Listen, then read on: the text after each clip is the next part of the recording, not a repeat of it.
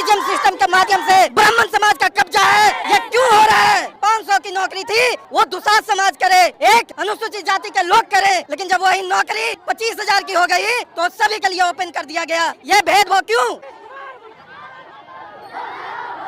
साहब हम बीमार भी लोग बंद होने वाले नहीं है, न रुकने वाले हैं, लेकिन ये संविधान है ना, इसमें आता रखते हैं। वरना औकात नहीं है प्रशासन की, औकात नहीं है पुलिस की काम को रोक दे। बीमार में आंदोलन से जानी जाती है। अगर हमारी मांगों को पूरा नहीं किया तो हम बैरिकेडिंग तोड़ करके अपनी बात को रखने के विधानसभा पहुंचने का काम करेंगे। सुप्रीम कोर्ट में जब जज बनते हैं तो मिश्रा जी के जीजा जी या मिश्रा जी के बेटा जी, मिश्रा जी के भतीजी जी, मिश्रा जी के दामाद जी लोग जब बनते हैं, उनके फूफा जी, मौसा जी, चाचा जी, तो उसमें कोई दिक्कत नहीं होता है। लेकिन बिहार में चौकीदारी दफदारी में दलित पिछड़े समाज के जो लोगों की नियुक्ति हो रही है उससे आपको दर्द हो रहा है। सारे मंदिरों पे ब्राह्मण खाली पुजारी बनता है, वहाँ पे चमार के बेटा का पुजारी बनाओ, दुसाध के बेटा का बनाओ, डोम के बनाओ, मुसहर के बनाओ, वहाँ तुमको नहीं दिखता है कि गलत हो रहा है। देखिए ज्ञापन मुख्यमंत्री सचिवालय में हमने सौंप दिया अपनी मांगों को लेकर, और ये खुला चेतावनी है, अल्टीमेटम है सरकार को कि जो हमारी मांगे हैं उस पे कार्रवाई करें, अन्यथा। और देख सकते हैं यहाँ पे किस तरीके से भीड़ जुटी हुई है और बिहार विधानसभा को घेराव करने की कोशिश कर रहे हैं, लेकिन यहाँ पर गर्दनी बाग में तमाम भीम आर्मी और आजाद समाज पार्टी के कार्यकर्ताओं को रोक दिया गया है।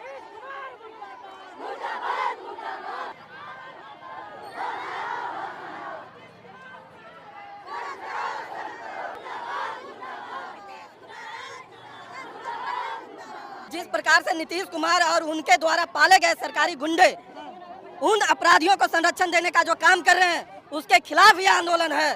बिहार में जो अनुसूचित जाति के चौकीदारी और दफदारी सुनिश्चित थी, उसको जब तक 500 की नौकरी थी वो दुसाध समाज करे, एक अनुसूचित जाति के लोग करे, लेकिन जब वही नौकरी 25,000 की हो गई तो सभी के लिए ओपन कर दिया गया। ये भेदभाव क्यों?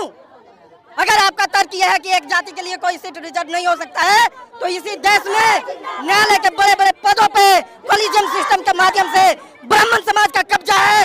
ये क्यों हो रहा है? एक देश में दो नीति नहीं चलेगी। नीतीश कुमार जी ने घोषणा भी किया था कि जो दलित मारा जाएगा उसको सरकारी नौकरी उसके परिवार को दिया जाएगा। तो हम लोग पूछना चाहते हैं, 5 साल बीतने वाले हैं माननीय मुख्यमंत्री जी, और अभी भी आपका घोषणा जमीन पे नहीं उतरा है। कहीं पे कोई सरकारी नौकरी नहीं मिल रही है, लोग मारे जा रहे हैं, अपराधी गिरफ्तार नहीं हो रहे हैं, उनको न्याय नहीं मिल रहा है। उस मामले में सरकार 25 लाख रुपया हमारे आश्रितों को दे, तथा सरकारी नौकरी जो आप घोषणा किए थे वो भी दे। दूसरा था चौकीदार दफदार की नियुक्ति की। तीसरा जो मुद्दा था कि मॉब लिंचिंग पे सख्त कानून बनाया जाए। भीड़ तंत्र के द्वारा दलितों को नक्सली उग्रवादी कह के मार देना, मुसलमानों को गौ हत्या का आरोपी बता करके मार देना, और तमाम तरह से जो भीड़ तंत्र के द्वारा हत्या होती है उसके खिलाफ, जो मॉब लिंचिंग के खिलाफ सख्त कानून बनाया जाए। इसके अलावा बिहार में SC ST कर्मचारियों का प्रमोशन सुनिश्चित किया जाए सारे विभागों में, ताकि जो नए छात्र हैं उनके लिए नई बहाली जब निकले तो उसमें रिक्ति उपलब्ध हो। इसके अलावा बिहार में SC ST की सूची में कई जातियों को बिहार सरकार ने जोड़ने का काम किया, जिससे हमारे लोगों का लाखों का नुकसान हुआ सीटों का, और कई सरकारी योजनाओं के लाभ से हमारे लोग वंचित रह गए। और जिस जाति को नीतीश जी ने साजिश के तौर पर बिहार में SC की सूची में डालने का काम किया, उन लोगों के द्वारा हमारे 50% से अधिक सीटों पे अतिक्रमण कर दिया गया।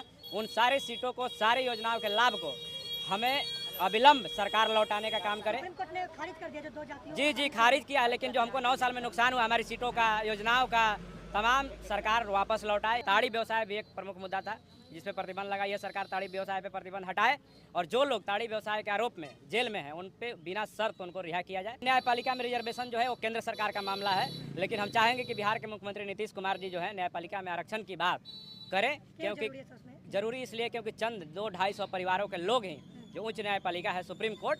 बिहार की सरकार तो यहाँ पे नीचे वाला न्यायपालिका जो है जिसमें सिविल जज बनते हैं उसमें देती है आरक्षण, लेकिन उच्च न्यायपालिका में आरक्षण नहीं है, उसमें दलित पिछड़ों की आबादी कम है। इसलिए हम चाहते हैं कि उच्च न्यायपालिका में भी आरक्षण हो। बिहार के जो निजी क्षेत्र है, जो आउटसोर्सिंग है जो कहते हैं, उसमें भी बिहार में आरक्षण का लाभ सुनिश्चित किया जाए। चौकीदारी दफदारी को लेकर तो लोग कह रहे हैं कि सभी के लिए हो गया तो क्या दिक्कत है? सभी के लिए हो गया तो दिक्कत नहीं है। कि जो लोग कह रहा है उससे पूछिए कि जब सुप्रीम कोर्ट में जो 200-250 लोग परिवार के लोग ही जज बन रहे हैं, तो वहाँ पे सभी के लिए काहे नहीं हो रहा है? चौकीदार अपने कमाई से 10 लोगों का पेट पालता है, लेकिन जब एक जज बन जाता है तो 10 पीढ़ियों का पेट पालता है। तो आप सोचिए कि जब सुप्रीम कोर्ट में जब जज बनते हैं तो मिश्रा जी के जीजा जी या मिश्रा जी के बेटा जी, मिश्रा जी के भतीजी जी, मिश्रा जी के दामाद जी लोग जब बनते हैं, उनके फूफा जी, मौसा जी, चाचा जी, तो उसमें कोई दिक्कत नहीं होता है। लेकिन बिहार में चौकीदारी दफदारी में दलित पिछड़े समाज के जो लोगों की नियुक्ति हो रही है उससे आपको दर्द हो रहा है। इस देश में संविधान की बात करते हैं कि सबके लिए होना चाहिए। तब अरे भैया पहले हम पूछ रहे हैं, अपना मानसिकता ठीक करो ना। देश के सारे मंदिरों पे ब्राह्मण खाली पुजारी बनता है, वहाँ पे चमार के बेटा का पुजारी बनाओ, दुसाध के बेटा के बनाओ, डोम के बनाओ, मुसहर के बनाओ। वहाँ तुमको नहीं दिखता है कि गलत हो रहा है? काहे नहीं कह दो कि सबके लिए मंदिर खोल दो? तब मंदिर में दलित को जाओगे तो मारोगे, पूजा करने दोगे नहीं, उसको तुम चाहते हो कि सब दिन दासी बना रहे। उसके बाद देश के सबसे सर्वोच्च पद राष्ट्रपति का पद होता है, उसकी सुरक्षा की जब बहाली निकलती है सुरक्षा कर्मियों की, तो उसमें स्पेशल नोटिफिकेशन में नीचे नोट में लिखा रहता है कि SC/ST candidates are not eligible. इसका अर्थ क्या होता है भैया? मैंने हम सुरक्षा कर्मी राष्ट्रपति का भी नहीं बन सकते हैं, और तुम कह रहे हो कि चौकीदार का।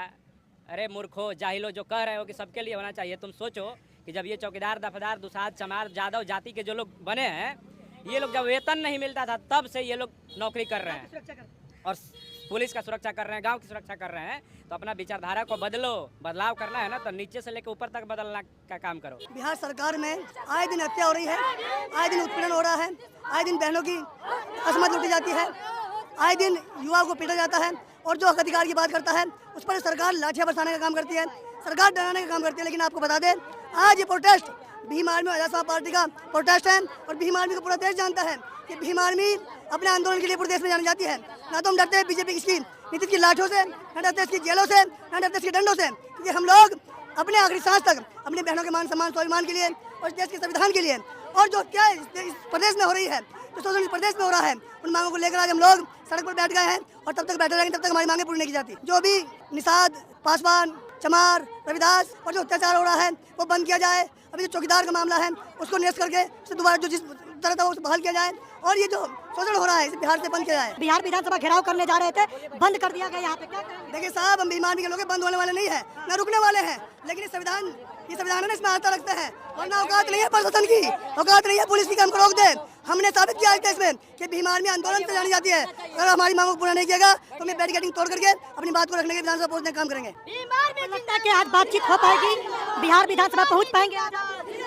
एक नीतीश कुमार पूरी तरह डर चुके हैं और डर करके पुलिस को आगे कर दिया है, और सोचते हैं कि जैसे कल लाठियां बरसाई लोग डर जाएंगे, लेकिन भीम आर्मी के लोग नहीं डरेंगे। देखिए, हम संविधान को मानने वाले हैं, संविधान हमारे साथ चलता है। नीतीश कुमार ने जितना दलित समाज और मुसलमान समाज को ठेस पहुंचाया और जुल्म की प्रकाष्ठा देख रहे हैं, हत्याएं निरंतर हो रही है। जिस तरह से सुप्रीम कोर्ट में आपने देखा कि 22 जातियों से ज़्यादा जोड़कर नीतीश कुमार ने असंवैधानिक काम किया था। मैं माननीय उच्च न्यायालय का धन्यवाद देता हूं कि उन्होंने इसको निरस्त किया। लेकिन अब नीतीश कुमार जो लाभ उन लोगों को देते थे, 50% से ज़्यादा उन जातियों को दे रहे थे, वो लाभ लौटाए एससी समाज को। वो हत्याएं जो हो रही है, अत्याचार जो हो रहा है, इस पे सख्त से सख्त कानून बनाए। और ये जो मीडिया पे झूठा वादा किए थे कि दलित के हत्या पे उसके परिवार से को सरकार की नौकरी देंगे, सरकारी नौकरी, उस वादा को पूरा करें। ये दफादार और चौकीदार की जो नौकरी है, जो मुफ्त में जो कम पैसे पे भी काम करते थे, जिनकी हत्याएं हो जाती थी, आज उन लोगों की नौकरी को खा गए। उस नौकरी को बहाल करें, पासी समाज के ताड़ी को कृषि राज का दर्जा दे। यही सब मांगे लेकर हम विधानसभा जाएंगे।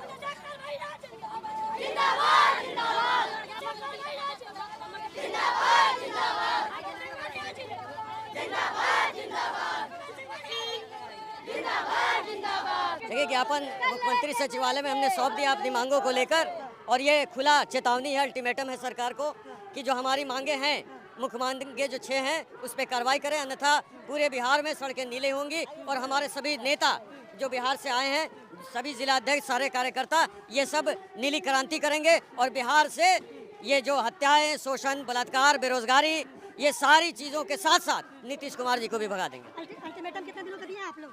अल्टीमेटम दिया है मात्र 5 दिन का। उनको बता दिया कि भीम आर्मी के लोग हैं, ये जिस तरह आज इस संख्या में आए, अगली बार इससे 10 गुनी जनसंख्या में आएंगे, ठीक है, जाने वाले नहीं हैं, क्योंकि हम अपनी मांगों का जो है मांग पत्र दे करके आए हैं, और हमने उनको 5 दिन का टाइम दिया है। 5 दिन में कार्रवाई होती है, ठीक है, और हम लोग इस बार, ये तो ट्रेलर था, इस बार पूरी फिल्म रिलीज होगी। उन्होंने क्या आश्वासन दिया? उन्होंने कहा कि आपके मांग पत्र पर जो है हम लोग कार्रवाई कराएंगे।